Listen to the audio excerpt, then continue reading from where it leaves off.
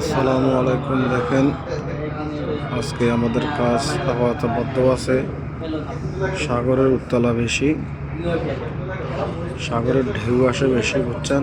এই জন্য কাম অফ করে রাখছে। দেখেন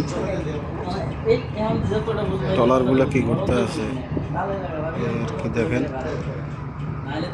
এই পানি কি অবস্থা করে। দেখেন এই শিপ আছে না, শিপ আপাতত এখন বদ্ধ বদ্ধ করে রাখছে। দেখেন সাগরের উত্তালা কিরকম। ইনশাল্লাহ ভিডিওটি ভালো লাগলে পাশে থাকবেন আমাদের। ধন্যবাদ সকলকে।